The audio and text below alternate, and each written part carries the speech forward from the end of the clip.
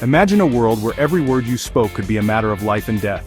A world where the air itself seemed heavy with the weight of unspoken threats, and silence was often safer than honesty. In this world, even a careless whisper could change your fate forever. Here, a single word could cost you your face, literally. The fear of speaking out was not just paranoia, it was a daily reality woven into the very fabric of society. Welcome to the Assyrian Empire, around 1076 BCE, a civilization that rose to power in the heart of Mesopotamia, where the Tigris and Euphrates rivers carved out a cradle for one of history's most formidable empires. This wasn't just a civilization of grand palaces, mighty armies, and legendary kings. Beneath the surface, it was a society governed by a brutal and unforgiving legal system, where the law was enforced with a severity that echoed through every street and household. Insulting someone of higher rank wasn't just a social misstep, it was a crime with horrifying consequences. The punishment? Having your lips cut off, a state-sanctioned act of mutilation that left a permanent mark, both physically and psychologically.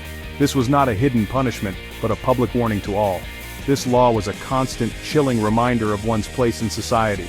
It reinforced a rigid social order, where everyone knew their rank, and the price of overstepping it. The hierarchy was not just respected, it was enforced with blood and fear. The punishment wasn't just personal humiliation, it was a public spectacle. Crowds would gather to witness the sentence carried out, the act serving as a living message from the state. Defiance would not be tolerated. The suffering of one became a lesson for all. In Assyria, the concept of freedom of speech was utterly foreign. The state demanded absolute deference, and the king's word was law. To question authority, even with a whisper, was to risk everything. The act of slicing away lips was more than just a punishment, it was a symbol.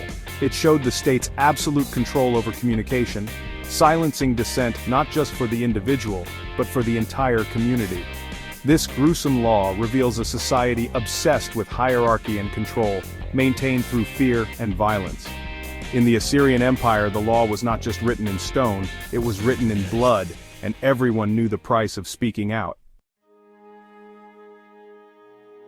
Who risked this horrific punishment? In the shadow of the mighty Assyrian Empire, not everyone was equal before the law. The threat of mutilation, especially the severing of a lip, loomed over certain groups far more than others. But who exactly bore the brunt of this brutal justice? The answer is clear. The lower classes, slaves, laborers, and women, were the most vulnerable. These were the people who toiled in the fields, built the grand palaces, and served in the homes of the elite. Their lives were marked by hardship, and the law offered them little protection. The law was a shield for the powerful, and a weapon against the powerless. The elite, nobles, priests, and high officials, enjoyed privileges that insulated them from the harshest penalties. Any perceived insult or challenge from those beneath them was met with swift and severe retribution. For women, the risks were especially high. Even minor social improprieties could result in mutilation, reinforcing a strict patriarchal order. Women's bodies became battlegrounds for enforcing obedience and submission, their suffering a warning to others. Slaves too lived under constant threat. An insult from a slave to a free citizen was not just a personal affront. It was seen as a challenge to the very structure of society. The knife was used not only to punish, but to reassert ownership and dominance. The disfigured face of a punished slave became a living warning, a silent message carved in flesh for all to see. It was a reminder that stepping out of line could cost you dearly, not just in pain, but in dignity and identity.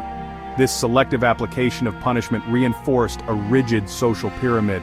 Every cut, every scar was a mark of the boundaries that could not be crossed. At the very top sat the king, the living embodiment of law and order. His word was absolute, his authority unquestioned. Below him were the nobles, priests, and military commanders, those who enforced the king's will and benefited from the system. Merchants and artisans occupied the middle rungs, their status precarious but still above the masses who labored for their survival. At the very bottom were the laborers and slaves, whose suffering and silence kept the entire structure standing. The law of the severed lip was not just a punishment, it was a tool of control. It existed to prevent dissent, to silence those who might question their place, and to maintain the authority of those at the top. Justice was not the goal. Instead, these laws enforced a brutal class system, ensuring that power remained in the hands of the few. The punishment was reserved for those who dared to speak out of turn, from a position of inferiority to one of superiority. It was a warning, know your place or pay the price. In the end, the law was the ultimate enforcer of social hierarchy, a constant reminder that in Assyria, your status determined your fate. The punishment was a public spectacle, a carefully orchestrated event designed to instill fear and obedience among the masses. It was a state-sponsored theater of power, where the rulers showcased their absolute control over life and death. The condemned were dragged to public spaces, ensuring maximum witnesses. These events were not hidden away but were brought into the heart of the community.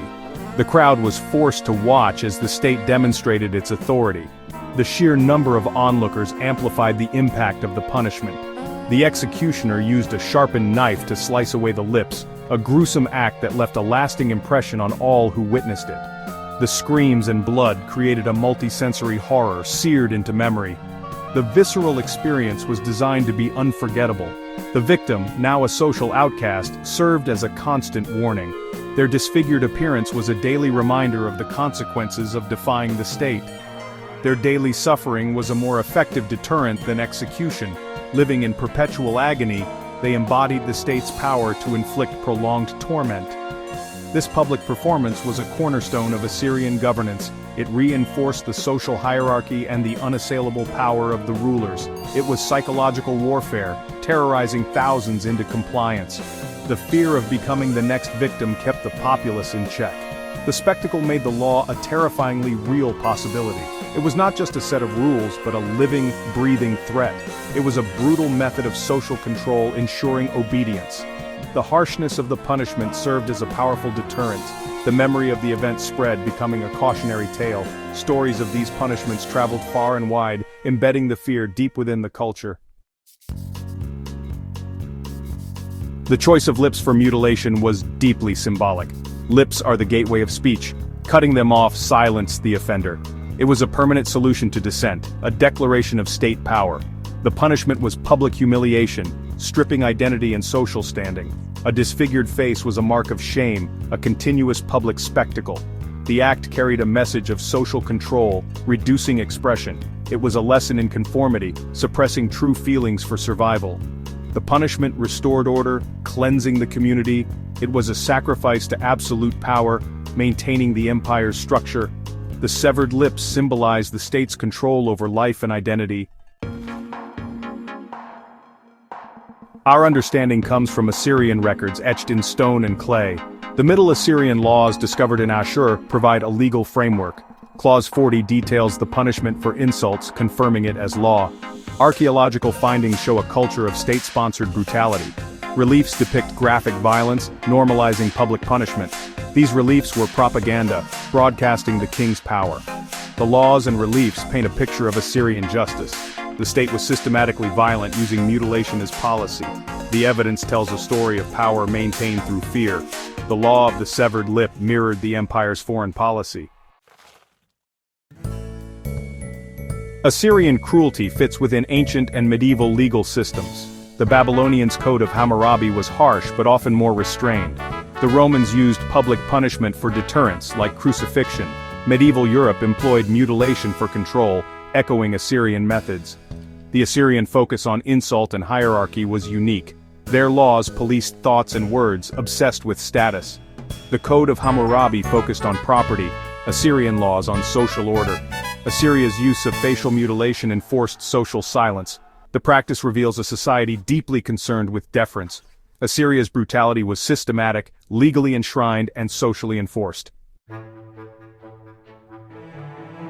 The threat of punishment fostered fear and suspicion in Assyria. People self-censored, fearing disfigurement for speaking out. The law shaped social interactions, breeding silence and mistrust. Slaves and lower classes were powerless against exploitation. The presence of the mutilated reinforced state terror. Children learned conformity equaled safety. Individuality led to pain. The system stifled innovation, creativity, and open debate. Assyria's internal culture was rigid, brittle, and fear-driven. The law of the severed lip was a symptom of governance by terror. The society was powerful outside but hollowed by fear within. The law was about psychological domination, not just punishment. Assyrian rulers mastered psychological warfare, using fear to control. Mutilation over execution kept fear fresh and immediate. The victim became a perpetual messenger of state power. The community was drawn into complicity with the state's power. The punishment created a self-regulating system of control. The king's power was seen as divine, restoring cosmic order. The state demonstrated godlike power over life and identity. The law was a terrifying assertion of unchangeable authority. It embedded state power into daily life, ensuring compliance. The law of the severed lip reveals Assyrian statecraft. It was a foundational principle of their rigid power structure. The empire's stability relied on fear-induced submission. Assyrians were architects of psychological control. State power was personal, threatening one's face and voice. The practice was a reminder of the dark side of empire building. The law forces us to confront the human cost of Assyrian grandeur. Power unchecked seeks to assert itself brutally. The struggle for the right to speak without fear is timeless. The severed lip is a testament to the battle for human dignity.